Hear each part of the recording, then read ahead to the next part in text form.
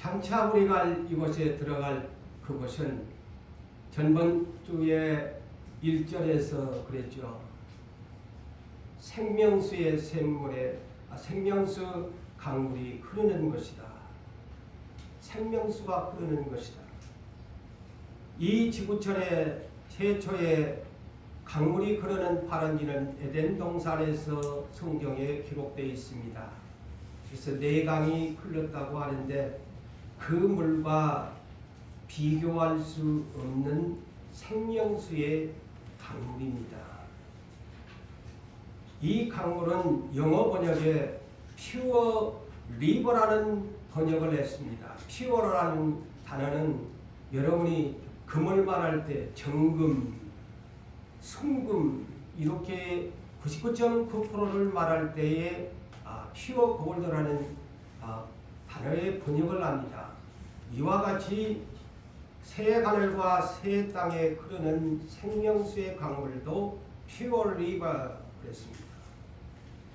아주 순수하고 순결하고 흠없고 정없는 물이라는 뜻이죠. pure river of water of the life 생명수의 강물이라 이렇게 영어 성경은 번역하고 있습니다. 생명수의 강물이다.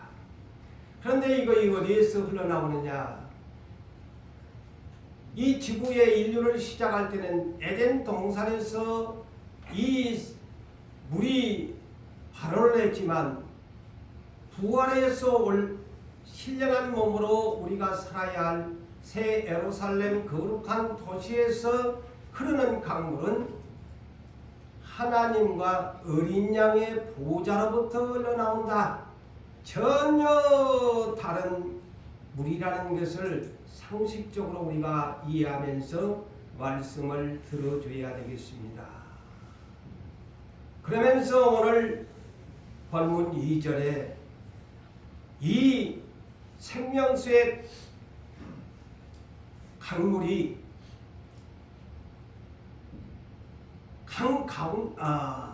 가운데로 보좌로부터 흘러나와서 가운데로 길 가운데로 흐르더라 그랬어요. 저 새 하늘과 새 땅의 새 예루살렘의 성은 거룩한 도시는 길이 있는데 이미 우리가 해석한 바 황금길이다 그랬어요. 골드웨이 황금길이다 그랬어요. 황금으로 만들어졌는데 너무 그 길도 맑은 유리 같은 그런 길이라고 했습니다. 지금 이 세상의 아스팔트와 비교할 수가 없는 길이죠. 황금 골드웨이죠. 그런데 그 길 가운데로 중앙으로 생명수 강물이 흐른다. 멋지지 않아요? 길이 있는데 저 한강을 여러분이 연상해 보십시오. 서울을 행정의 수도의 중심지잖아요. 그걸 서울을 남북으로 나눠서 강북지역, 강남지역 이렇게 나눕니다. 그런데 그 중앙에 한강이 흐르지요. 그러면 이 새 하늘과 새 땅, 새 예루살렘 성의 모습도 눈을 감고 조용히 보면 그렇게 생명수의 강이 가운데로 이렇게 길 가운데로 흐르고 있구나. 여러분이 그렇게 상상하면서 이 설교를 들어주세요. 제가 쉽게 지금 비유를 하는 거예요. 생명수의 강물이 그렇게 흐르고 있다. 그런데 더 멋있는 것은 무엇이냐? 그 생명수 강가 좌우편에 강가에 생명나무가 있다. 강가마다 오늘날 이 온천천 가면 버드나무도 있고 벚꽃도 있어가지고 봄이 되면 그걸에 꽃구경 가죠. 여러분들 이 온천천에 아마 봄이 얼마 안 있으면 오면은 벚꽃 보려고 그곳에 여러 종류의 나무들이 우미 트면서 하는 것을 구경하려고 가는데 이 새 하늘과 새 땅에 이곳에 가면 강 좌우에 뭐 다른 나무들을 소개하지 않습니다. 생명나무, 영어 버전은 The Tree of Life 그랬어요. 트리, 나무가 섰는데 생명나무라. The Tree of Life, 생명나무에가 있더라. 뭐 다른 잡다한 나무가 있는 것이 아니야. 오직 유일하게 생명나무만 있는데, 이 생명나무에 나무가 있는데, 아니 신기한 것이, 우리가 이 땅에 살면은 어떤 식물을 농부가 파송하면 1년에 한두 번 정도 그것에 대한 추수를 하고 열매를 거둡니다. 봄에 씨앗을 뿌리면 가을에 거두고 또 등등 이렇게 보편적으로 하는데, 아니 생명나무는 우리가 벚꽃 축제가 봄이 되면은 하지요. 이 벚꽃 축제도 1년에 한 번밖에 못 하는데, 아니 이 생명나무 트리는 신기한 거야. 매 달마다 열매가 열리는 거야. 그래서 영어 버전은 The Every Month 그랬어요. Every Month, 달마다, 매달마다, Every Month, 달마다 열매가 여는 거야. 그런데 그 열매가 사과나무 같으면은 그냥 사과나무 한 종류인데, 영어 번역은 뭐라고 했겠어요? 12 프로치, 12 프로치, 12가지의 종류의 열매다. 신기한 나무지요. 매달마다 생명나무의 열매가 열리는데, 세상에나 12 프로치, 12가지의 종류의 열매가 열린다. 세상에 그런 열매가 어디 있어? 매달마다 12가지 열매를 맺는 생명나무만이 유일하게 새 하늘과 새 땅에 가야만이 먹을 수 있는 것이야. 신기하잖아요. 왜 이것을 만들어 놨느냐? 예수님처럼 죽었다가 부활한 사람들만이 먹을 수 있는 열매야. 이를 생명나무의 열매.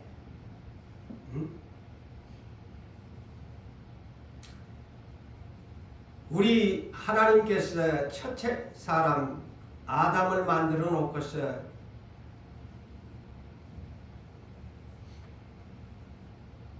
창세기 2장 8절로 11절을 보면은, 참고해 보면 동방 에덴, 동쪽, 동방, 에덴에서 강물이 흐르게 하면서 에덴 동산 중앙에, 그랬어요. 그걸 에덴 동산 중앙에, 에덴 동산 가운데, 이렇게 번역을 해놨어요. 두 생명나무와 선악을 알게 하는 나무를 동산 중앙 가운데 심어놨다. 그렇게 창세기 2장에 그렇게 기록되어 있어요. 그러니까 이 천상에도 가니까 이거이 다시 말하면 새 에덴을 다시 창설한 것입니다. 이제는 세상에서의 에덴과는 다른 생명수의 강물이 흐르면서 매 달마다 열리는 12가지 종류의 생명나무의 열매를 아담에게 주어가지고 영원히, 아니 영생하도록 주었어요. 그런데 먹지 말라고 하는 선악과의 나무를 먹음으로 천년을 살지 못하고 죽게 됐습니다. 제가 항상 강조하죠. 왜 천년왕국이 필요하느냐? 그거는 새하늘과 새 땅인데, 저는 거침없이 이 말을 여러분들에게 전달합니다. 왜 천년왕국을 계시록 20장에 기록했나? 그것을 다시 새 에덴을 복원시킨 겁니다. 그래서 인류에게는 천년을 살지 못하는 커트라인을 주어서 인류는 아무리 오래 살았어도 천년을 살지 못하고 죽게 만들어버렸습니다. 그렇지만 다시 하나님의 새 에덴의 복원은 천년왕국은 이제 천년 영원히 사는 부활의 신령한 몸들만이 사는 새 하늘과 새 땅을 하나님이 창조하실 계획을 성경에 기록하는 것이죠. 그래서 이 생명나무의 아담이 범죄함으로 그때부터 창세기 24장에 구름천사, 날개가 4개 달린 구름천사를 통해서 못다 묻게 하얀검으로 두루 진을 치고 영생할까 싶어서 지켜버렸다. 출입 금지령을 내리면서 에덴 동산은 신라곤으로 변하고 만 것입니다. 신라곤으로 변하고 말았다. 나곤이 없어져 버린 거예요. 그러면서 에덴 동산에서 아담 부부를 처방시킨 것입니다. 다시는 네 영생 못한다. 너는 죽어야 하기 때문에. 그런데 하나님이 죽은 사람이 다시 살 수 있는 방법이 한 가지가 있는데 그것은 예수를 믿는 구원자를 통해서. 그래서 계시록 2장 7절에 교회에 쓰는 편지의 첫 번째에 성령이 하시는 소식이 뭐냐? 이기는 자만 낙원에 있는 생명나무의 열매를 주워 먹게 하리라 약속하신 것입니다. 할렐루야. 성경은 복원시킵니다. 이기는 자만 주지 아담처럼 짐은 못 먹는데 먹을 수가 없어. 지옥에 가야 돼. 믿음으로 네 자신을 지키고 하나님이 주시는 그 직분에 믿음을 지키는 자만이, 이기는 자만이 낙원에 있는 생명나무의 열매를 다시 먹게 해주겠다. 그것이 그 약속을 지켜주기 위해서 새 하늘 새 땅 새 예루살렘 거룩한 도시에 생명수의 강물의 좌우에 심겨진 그 열매를 12가지를 네가 선택해서 먹을 수 있는 거야. 얼마나 기쁜 소식입니까? 이것이 계시록의 새 복음의 소식인 거예요. 오늘날 예수 그리스도의 십자가의 복음은 초림의 복음으로서 죄를 용서하고 하나님의 자녀의 권세를 얻는 기쁨의 소식이지만 계시록의 복음은 새 복음이에요. 무슨 복음이냐? 생명나무의 열매를 주워 먹을 수 있는 기쁜 소식이 이 계시록에 담겨져 있지 않습니까? 복음서에가 그 말이 있나요? 없습니다. 그래서 계시록은 새 복음인 거예요. 여러분 그렇게 새 복음이라고 하니까 뭐 이상하게 받아들일 것도 없어요. 계시록에서 이 얘기를 계시록 2장 7절로부터 마지막 22장까지를 계속 이 문제를 다룹니다.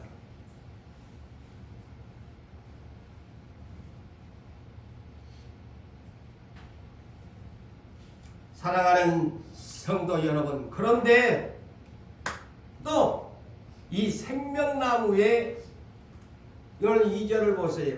하반절에 그 나무의 잎사귀들은 만국을 치료하기 위해 있더라. 아니 열매도 고마우신데 너무너무 놀라운 기쁨의 소식인데, 아니 생명나무의 잎사귀가 무슨 역할을 하느냐 나와 있어요. 나무니까 잎사귀가 있을 거 아니야. 오늘날 우리가 지금 겨울에 사니까 한렵수들은 다 잎사귀를 잃어버려가지고 전부 뻘거벗고 있잖아요. 나무들이. 침엽수 같은 그런 종류는 사철나무 같은 종류는 잎사귀를 아직도 보존하고 있지만 보편적인 열매를 맺는 나무는 한렵수입니다. 감나무, 사과나무, 포도나무 다 한렵수 잎사귀 지금 다 뻘거벗고 있잖아요. 그런데 이 12가지의 종류의 열매를 맺는 이 생명나무 잎은 열매를 맺는데 활엽수가 아니야. 떨어지지를 않았는데 이 잎사귀는 왜 안 떨어지느냐?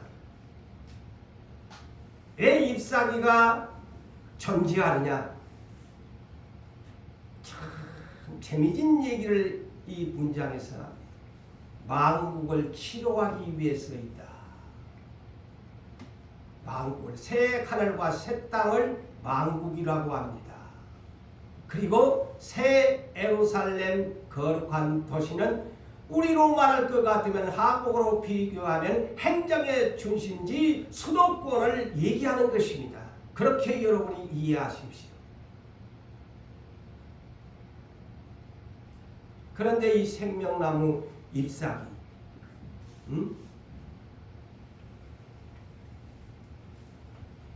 만국을 치료한다. 영어 번역은 The Healing.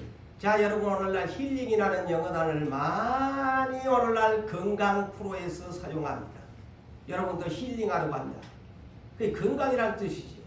The Healing of the Nations 그랬어요. 만국을 네이전스라고 번역을 합니다. 세상에는 병원이 있지요. 병원이 있으면 의사가 있고 약국이 있으면 약사가 있는데 고래는 의사도 필요 없고 약사도 필요 없어. 병원도 필요 없고 약국도 필요 없는 거야. 오리 생명나무의 잎사귀가, 영어 번역은 이 잎사귀를 뭐라고 번역해? The leaves. The leaves. 잎이죠. 잎. 나뭇잎. 생명나무의 잎. 그는 만국을 치료하는 잎사귀다. 신기한 나무의 잎이야. 영원히 떨어지지 아니하는, 오늘날로 가르치면 치료센터의 역할을 해주는, 그러한 힐링센터의 역할을 해주는 나무의 잎사귀에. 그래서 만국을 소성시켜요. 옛날의 번역에는 만국을 소성시킨다. 건강하게 한다. 힐링하게 한다.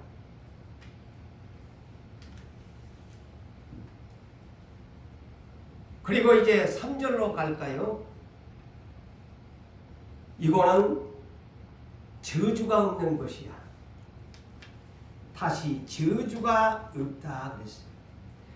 저주가 없다. 간단하게 하니까 뭐 간단하게 넘어갈 수 있는 문제입니다만은 이 성경 속에는 언제나 계시의 비밀이 담겨져 있습니다. 성경 문자적으로만 하면 은혜가 되지를 않아요.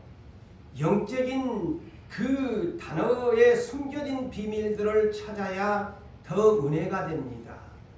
문자적으로만 들어보면 별 재미없어요. 제가 아까도 잎사귀를 풀어주니까 그렇구나 라고 하지 않아. 그냥 잎사귀만 하고 만국을 치료한단다? 그냥 그래 보면 별 의미가 없어. 그런데 제가 구체적으로 풀어주지 않아요. 이 땅에 있는 잎사귀와 잎파랑이와 새하늘과 새 땅, 새 예루살렘의 성에 있는 생명나무의 잎사귀는 너무너무 다르다. 응? 이번엔 다시 저주가 없어요. 왜 저주가 없다고 했을까? 이 땅에는 때로는 뭐 저주라고 보기 하긴 하지만 이 땅에는 날마다 뉴스 채널을 보면은 뭐 때문에 죽고, 비행기가 날아가다가 바닷속으로 떨어져 죽고, 비행기가 한 줄에 가다가 뒤집어지고, 자동차가 가다가 충돌을 해갖고 누가 죽고, 누가 병들어서 죽고, 유명한 스타들이 뭐 해가지고 장례식이 다 이 모든 것이 다른 말로 말하면 축복이 아니고 정말 아픔과 눈물이 있는 것이 세상 아닙니까? 쓰라림에 고통이 있고 슬픔이 있고 이별이 있고 사망이 있고, 이별 때문에 울어야 하고 수치심 때문에 울어야 되고 온갖 눈물이 있는 것이 이 땅, 저주의 땅입니다. 이 땅은 행복의 땅이 아닙니다. 물론 우리가 행복하게 살기 위해서 이 땅에서 물질 만능주의 해서 세상 사람은 그것이 행복인 줄 추구하지만 오늘날 그리스도인들의 행복의 최고는 하나님을 믿음으로 예수 그리스도의 구원자를 믿음으로 영원한 행복의 소망을 가지고 새 하늘과 새 땅을 바라보면서 살아가는 것이 행복의 조건이 된 것이 아니겠습니까? 이 땅에는 영원한 행복이 없습니다. 영원한 어떤 영생하는 것도 아닙니다. 이 땅에는 저주의 땅이죠. 왜? 죄가 들어왔기 때문입니다. 마귀놈이 미혹하는 장소이기 때문입니다. 마귀에게 지면 다 저주받아 버리잖아요. 이기어내면 그의 행복의 조건이 되겠지만 마귀에게 져서 마귀의 유혹을 따라가는 사람은 다 저주의 영원한 지옥의 불바다로 들어가기 때문에 저주의 사람이 되고 만 것입니다. 계시록 20장 11절에서 15절에 보면 이 땅에 사는 사람들은 나중에 백보자의 심판대 앞에 서서 그 행위록을 주님이 보시면서 생명책에 네 이름이 있나 없나 네 행위가 악했나 선했나 그 선악간의 행위를 보고서 심판해서 사망과 음부의 영혼들이 있는 그들을 다시 부활시켜가지고 심판의 부활로 시켜가지고 둘째 사망에 해 다시 더 저주받는 지옥의 불바다로 던져버리는 행위를 판결하는 것이 이 땅에 우리가 살고 있습니다. 계시록 21장 8절에도 어떤 사람이 2번 죽나요? 우리는 2번 죽지 말아야 돼요. 성경은 2번 죽는다고 명시해 놨습니다. 둘째 사망의 해. 계시록 20장에도 그걸 명시해 놨고 21장 8절에도 하나님의 말씀대로 살지 아니하는 그 성경에 기록한 죄를 짓는 불법자들은 둘째 사망의 해를 2번 죽는데 보편 사람은 자살한 사람들은 내가 한 번 죽지 뭐 아이고 이 고통을 못 이겨서 자살을 해버리는데 그 자살한 사람은 다시 나중에 하나님 앞에서 2번 죽어요. 그래서 자살하지 말아야 돼요. 자기 스스로 죽어버리고 잊어버리고 싶어서 한 번 죽음으로 끝나는 줄 알고 착각하고 죽지만 자살하는 사람 구원 못 받아요. 가론유다가 양심에 찔렸어요. 돈 받은 것도 그냥 제사장에게 던져주고 자살을 했어요. 영원히 2번 죽는 거예요. 2번 죽는 거예요. 왜? 지옥으로 떨어집니다. 2번 죽는 거예요.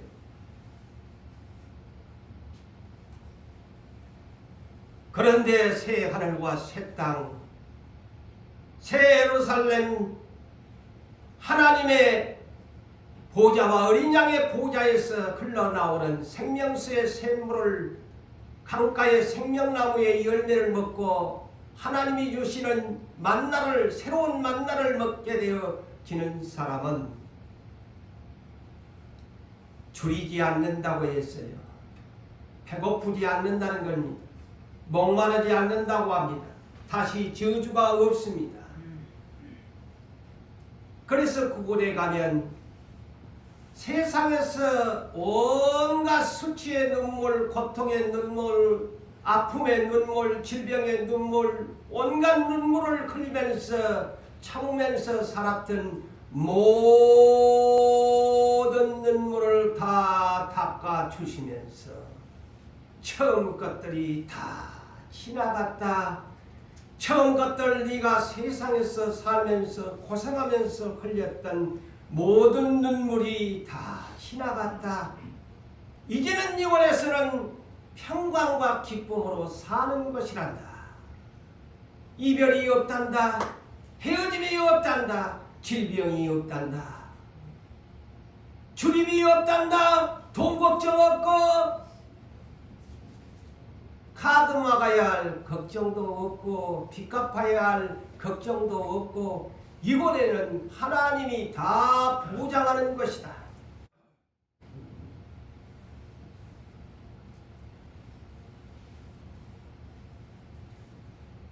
그리고 이곳은 어떤 곳일까요?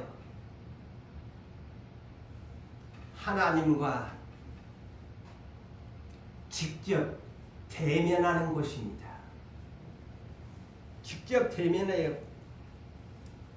하나님의 보좌와 어린 양의 보좌가 있는 곳.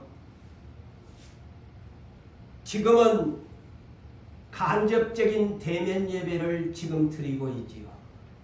주의 사자가 주의 종들이 예배를 인도하고 하나님이 주시는 간접적인 성경의 말씀을 인용하면서 설교를 들으면서 간접적인 대면 예배를 드리는 것이 오늘날 지상교회의 예배의 현황입니다. 그런데 그곳에 가면 직접 대면 예배를 드리는 곳입니다. 그러니까 지금은 간접 예배를 드리니까 자기 할 짓 다 하면서 예배를 드려. 그러니까 하나님이 뭐라고 하지요? 네 예배 그따위로 드릴래? 나를 주목하고 예배를 드려야지. 너 지금 뭐하고 있니? 하고 하나님이 질문하실 수 있지요. 그런데 이곳에 가면 직접 대면이야. 주목하지 아니하면 안 되지요. 하여튼 예배 시간에 졸고 있어도 안 되겠지요. 이거는 직접 대면 예배입니다. 제가 그러잖아요. 여러분들이 상관 앞에나 높은 지위에 있는 사람들 앞에 가면 여러분이 그곳에서 핸드폰 받을 수 있나요?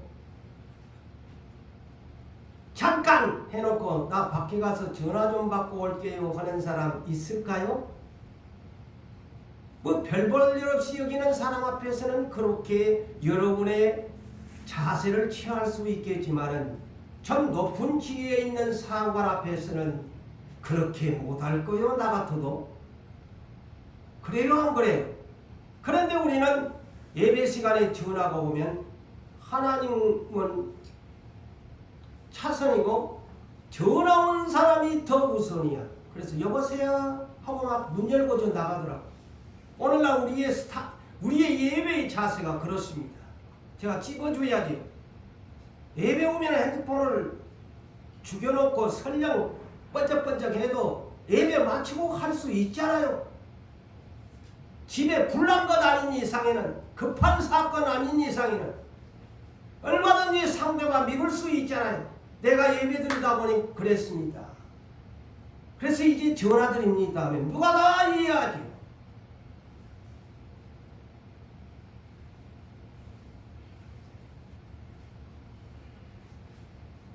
그러면서 이거는 그의 종들이 본문에 보니까 그의 종들이 그를 섬기며 그랬어요.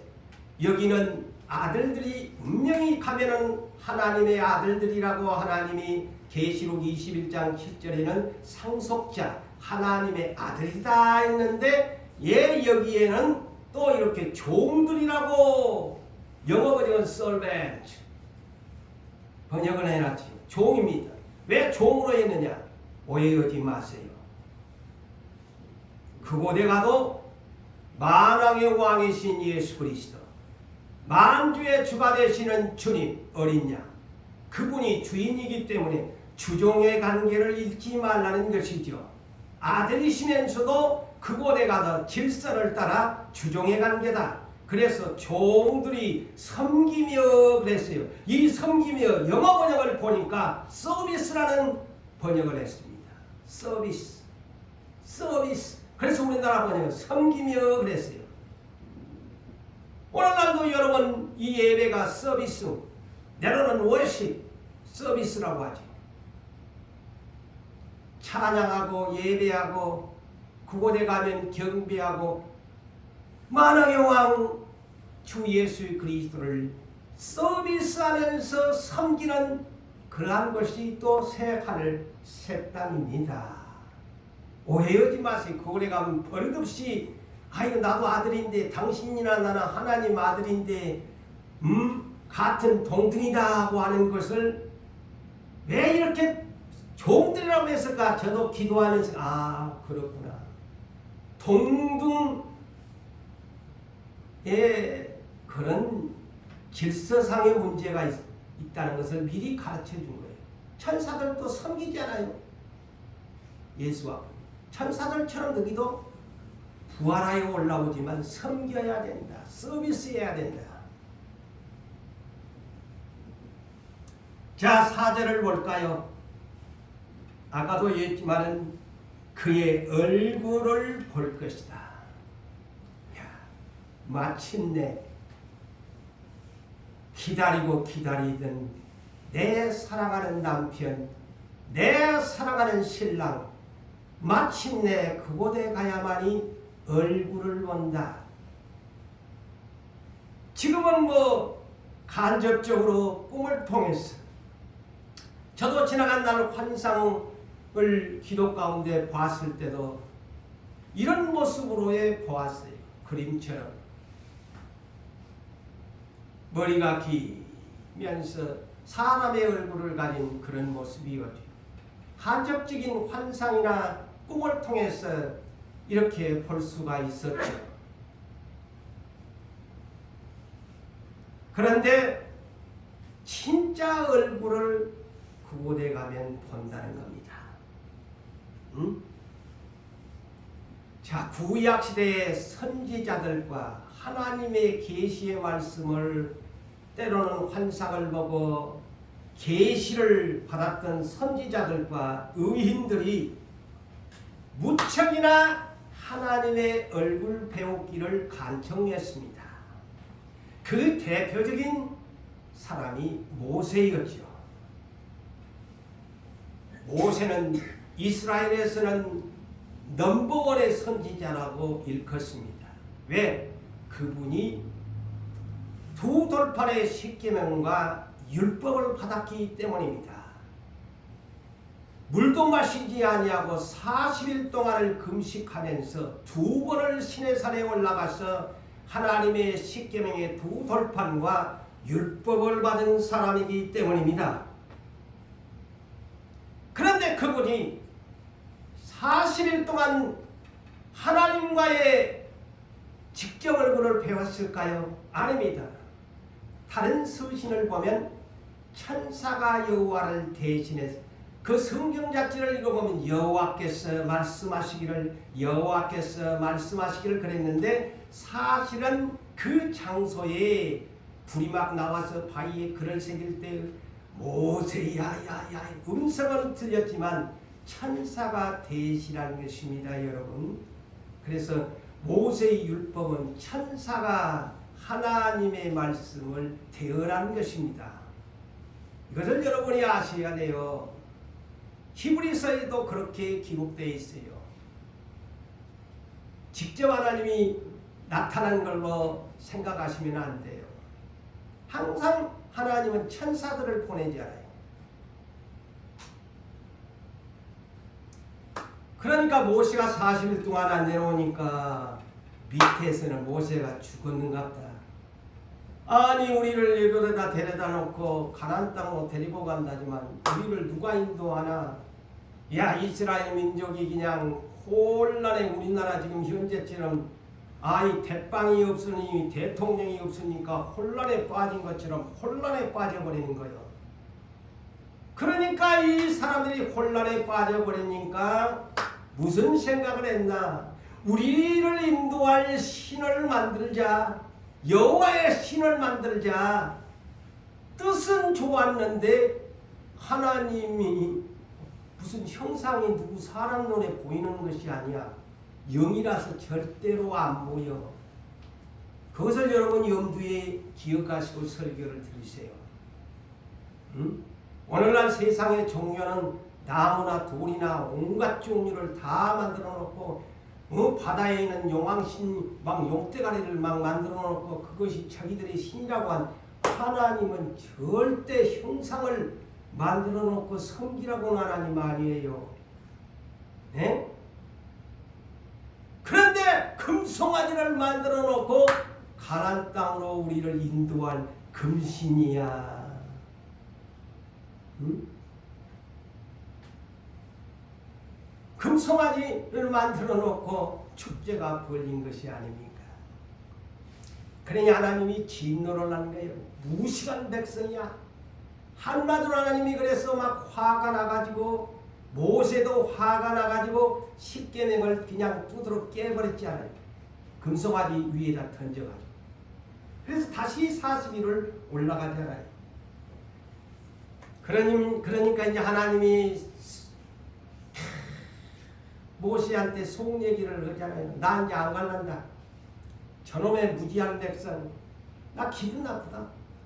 모세야 네가 딛고 갈 거라. 내가 오는 날까지는 앞서서 지금까지 데리고 왔는데 나 가기 싫다. 네가 인도해 가라. 그러니까 모세가 중보 기도를 하면서 막 생명책에 지워버린다고 하지요. 하나님이 나는 안 간다.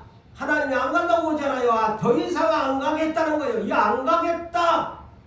스텝 바이 스텝 원 스텝 투 스텝 하고 발을 한 걸음 두 걸음 하나님이 앞서가셔야 되는데 안 가는 거예요. 자, 우리 역시도 왜 스텝 바이 스텝을 하나님이 안 하시는가에 조용히 묵상하면서 안 된다고 하지 말고 저나 여러분들 깊이 생각하셔야 돼요. 왜 하나님이 이렇게 우리를 안 데리고 가노? 스텝 바이 스텝을 안 하시느냐? 하나님이 안 간다고 그랬잖아요. 천사만 보낸데 하나님이 안 가신대요. 그러니까 모세가 출애굽기 33장 20절에서 23절에 보니까 모세가 졸라대니까 또 하나님이 간다 그래. 그래서 중보의 기도가 중요합니다. 그래, 그러면 내가 갈게. 네가 그렇게 기도를 하는데 내가 따라가야 내가 가지. 그러니까 모세가 또 이제 그를 못 믿겠는 거야. 그러면 그러시다면 가신다고 했는데 혹이나 안 갈까 싶으니까 그러면 그것을 나에게 표정으로 보여달라고 하는 것이 뭐냐면 나 하나님의 얼굴을 배우고 싶습니다. 이겁니다. 대단히 중요합니다. 하나님의 얼굴을 그러면 나한테 보게 해주세요. 그러니까 하나님 뭐라고 했겠어요? 너에게 얼굴을 보여줄 수 없다. 지금까지 내 얼굴을 본 사람은 살 사람이 없다. 자, 하나님의 얼굴을 본 사람 죽는데요. 여러분, 하나님의 얼굴을 보면 죽는데요. 이 사실을 아셔야 돼요. 오늘에 이렇게까지 직접 대면의 얼굴을 본 사람 하나님이 없대요. 죽은데요. 성경의 지식을 아십시오. 하나님 오늘날 직접 얼굴 배웠다 거짓말쟁입니다. 성경의 비성경적입니다. 환상으로 꿈으로나 보았을 뿐이지. 죽어요. 그러니까 하나님은 뭐라고 해요? 야, 내가 네 앞서서 길을 갈 테니까 길 가는데 한 장소에 네가 있을 것이다. 그 장소에 반석 위에 네가 서라. 그리하면 내가 너한테는 얼굴을 보여줄 수는 없고 내 영광이 너한테 지나갈 때에 나 등을 너에게 보여줄게. 등만 보여줍니다. 자, 이 사실을 여러분이 아셔야 돼요. 그만큼 하나님 얼굴 보기가 힘들어요. 힘든 것이 아니라 안 보여줘요. 직접 되면 안 보여줘요. 여러분들 하나님 얼굴을 배우기를 원합니다. 환상으로는 볼 수가 있고 꿈으로는 볼 수가 있지만 직접 되면은 안 보여줘요. 아무리 위대한 모세지만 안 보여줬어요. 등만 보여줬다고 성경은 소개합니다. 그래서 하나님이 민수기 6장 제가 신년 예배 때 소개한 내용이지요. 주제를 가지고 6장 22절에서 26절에 모세에게 하나님이 명령한 이런 문제 때문에 이렇게 한 것을 제가 알 수 있었어요. 하나님이 아론과 제사장들에게 축복권을 주면서 어떤 축복을 빌어주라고 했느냐? 여호와의 얼굴을 비추게 하는 축복을 빌어주라. 그러니까 간접적인 하나님 영광의 빛을 그 얼굴에 있는 빛을 비추게 한 것이지 얼굴을 직접 보는 복이 아닙니다. 은혜가 아닙니다. 하나님 영광, 얼굴에 있는 영광의 빛을 비추게 오늘날 목사들도 지나간 구약시대의 제사장들도 그 은혜를 베푸시기를 원하고 평강 얻기를 그 얼굴을 백성에게 향하여 드사 평강 주시기를 원하노라 할지니라 하라. 이렇게 축복을 빌어주라고 한 겁니다.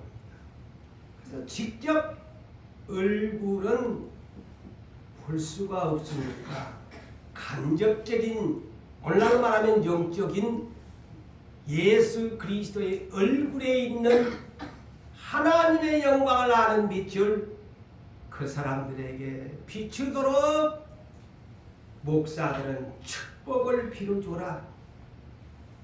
그런 말씀이죠. 그런데 사랑하는 성도 여러분,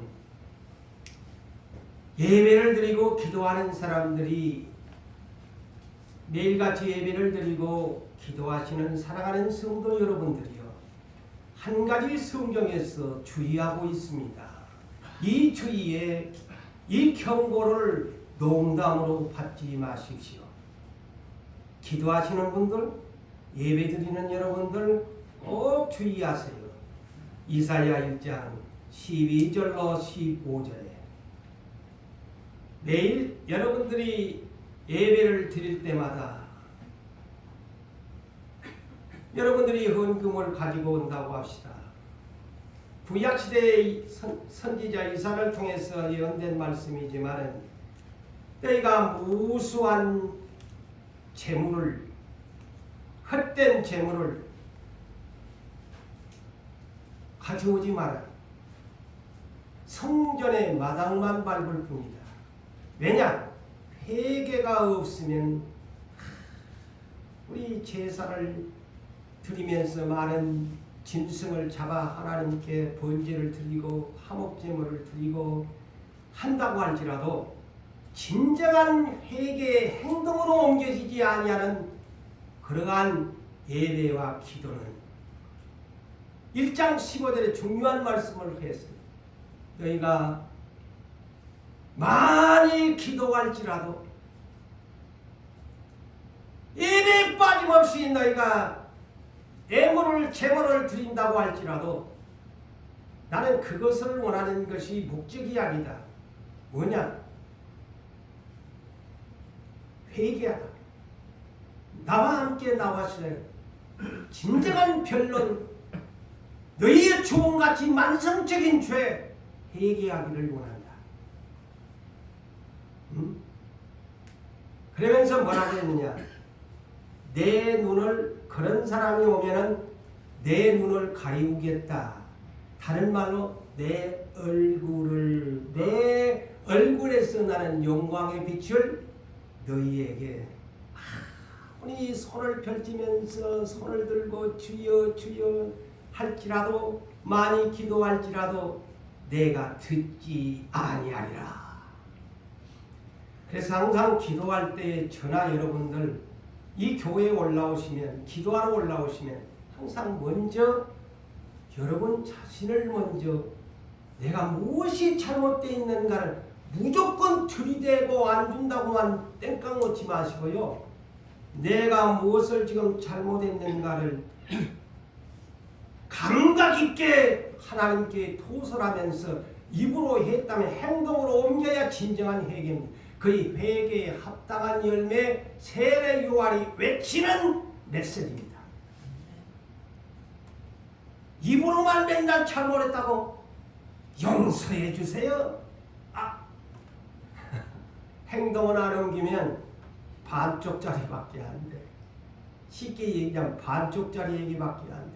50%는 아니 60%는 행동에 옮겨져야 해. 40%는 입으로 얘기했다지만 마음으로 얘기했다는 행동을 안 하면 60%는 못하는 거야.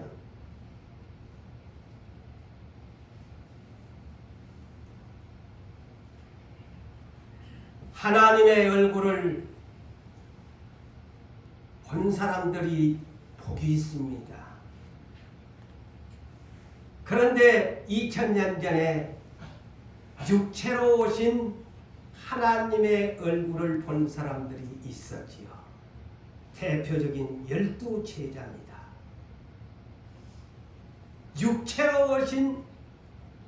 육체로 오시니까 이스라엘의 아브라함의 자손들은 저 목수의 아들이 무슨 하나님이라고 신성 못 오가는 죄라고 십자가에 죽여버린 것입니다. 예, 간접적으로 육체를 입혀가지고 예수를 보내셨는데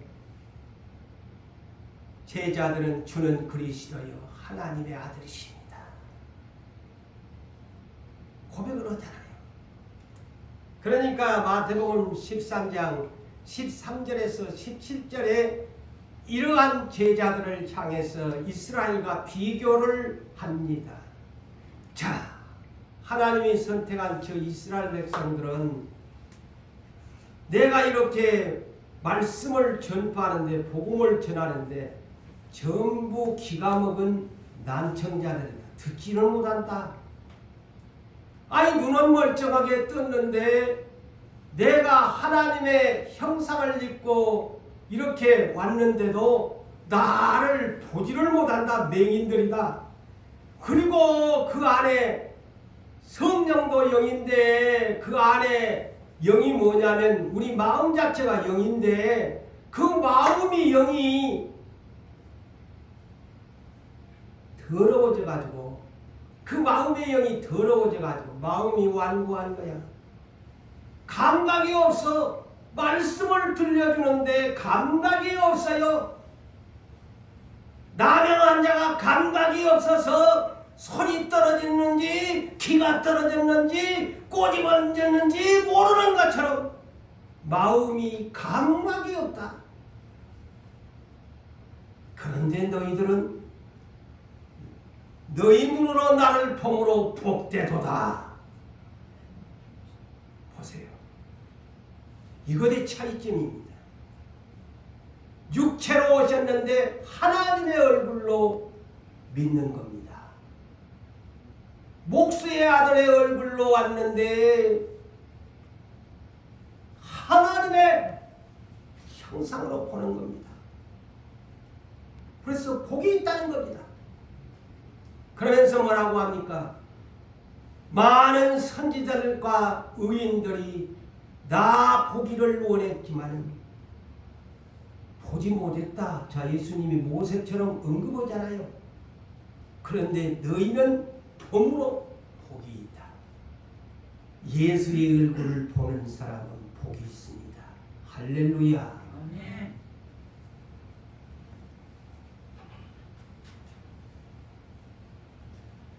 그런즉 씨 뿌리는 비유를 들어라 그랬어요. 그래서 왜 씨 뿌리는 비유를 말한 줄 아니?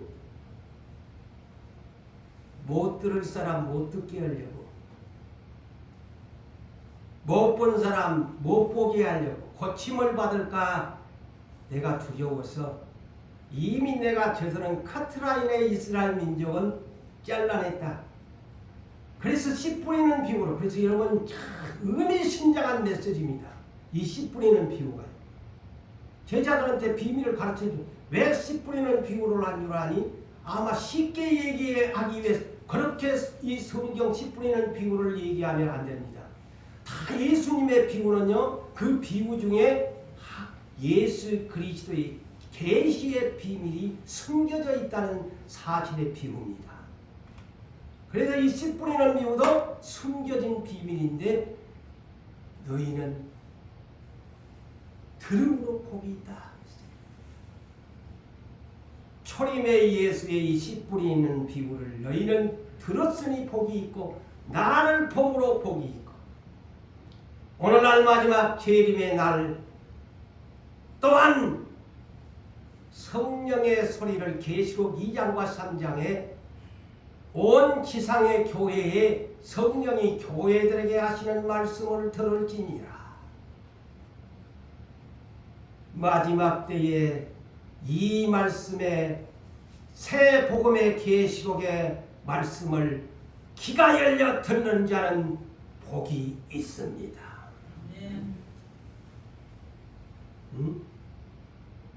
이 계시록의 비밀이에요. 사랑하는 성도 여러분, 우리는 하나님 나라의 백성들입니다. 우리는 주의 얼굴을 항상 뵙기를 원하면서 살아야 돼요. 제자들은 육체로 오신 예수님의 얼굴을 3년 반 동안 보면서 살았습니다. 그런데 지금 하나님 우편 보좌에 재림을 약속하신 주님의 얼굴은 어떤 모습일까요? 어떤 모습일까요?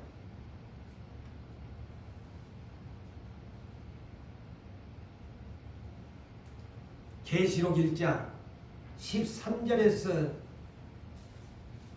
16절에 여러분이 이런 모습으로 상상하시면 오산입니다.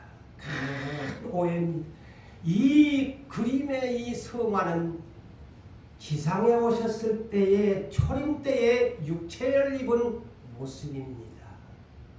그러나 부활하신 예수님의 지금의 모습은 계시록에, 그래서 새 복음이라는 말이요.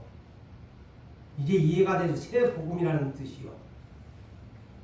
전혀 다릅니다. 지난날에는 육체로 오실 때에 저 중동 지방에는 건조하니까 샌들을 신고 다녔어요. 이 발가락 사이에 샌들을 끌고 다니는 예수님의 모습이었지요. 그런데 발에는 천상에서의 주님의 모습은 발에 끌리는 하얀 옷을 입었습니다. 천상에는 제가 화이트 칼라라고 했지요. 우리나라는 백이민족이라고 하얀 옷을 좋아해서 백이민족이라고 했는데 천상에는 백이의 나라야. 전부 하얀 화이트 칼라야. 천상에 흠없고 점이 없는 상징을 하죠. 예수님의 가슴에는 금띠를 띄었다. 저 지상에 와는 가난한 자의 누더기같이 그런 옷을 걸치고 다니면서 복음을 가난한 자의 옷을 입고 사셨는데 하늘에 보니까 예수님이 몸에는 가슴에 금띠를 띠셨대. 거의 무효 왕이야. 금띠를 띠었습니다. 그리고 그의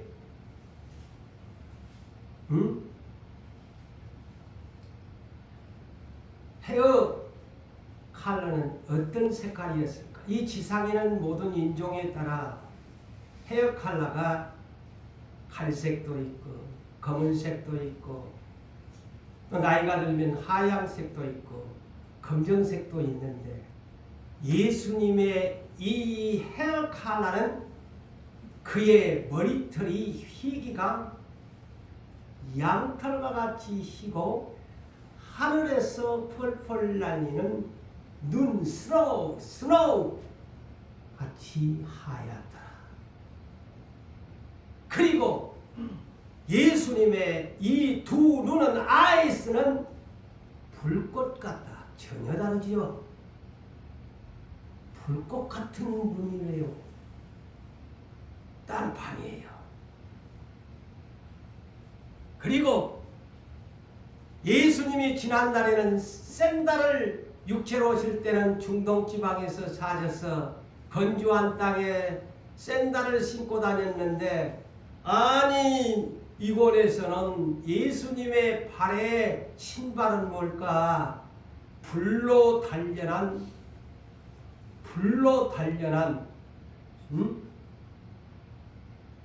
돛새 주석 같더라.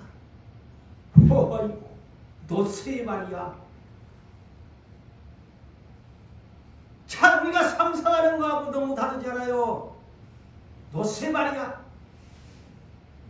그리고 그의 오른손에는 무엇을 가졌느냐? 7별, 7스타스. 이 7스타가 뭐냐? 지상에 있는 모든 교회의 사자들을 오른손에 쥐고 있다. 그래서 머리라는 것이죠. 오른손에 지상의 모든 교회의 사자들을 오른손에 7스타스를 쥐고 있고, 그리고 예수님의 입은 지금같이 저런 모습이 아니야. 예수님의 입에서는 좌우에 양날에 달린 날선 금의 모습이다. 네, 만국을 치는 금이야. 세상을 심판하는 죽이는 칼이라는 것이죠. 그러면서 그의 얼굴은 자 나오네요. 그의 이 페이스는 어떤 모습이냐? 해가 힘있게 비치는 것 같았더라. 그의 얼굴은 저 태양보다도 더 힘있게 비치는 하나님의 영광을 아는 빛이라는 말이에요. 얼굴에서. 그러니까 저 새하늘과 새 땅에 가면 저 하늘에 떠있는 더 선이 필요 없습니다. 태양이 필요 없습니다. 더 힘있게 비치는 예수의 얼굴이 강체입니다.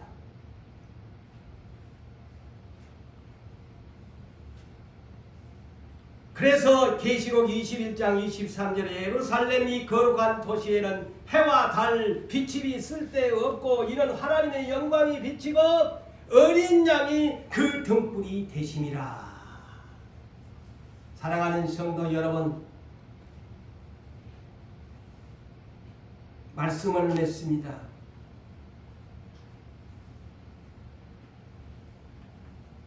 이번에는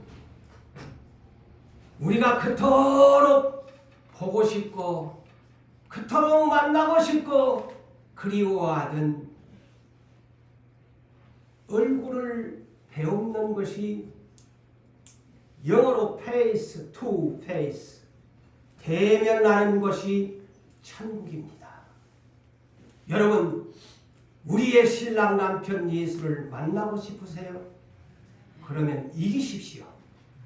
이겨야 많이 그분의 얼굴을 직접 가서 내 신랑의 얼굴을 보고 싶다면, 내 남편의 얼굴을 친히 배우고 싶다면 세상에서 믿음을 지켜 이기십시오.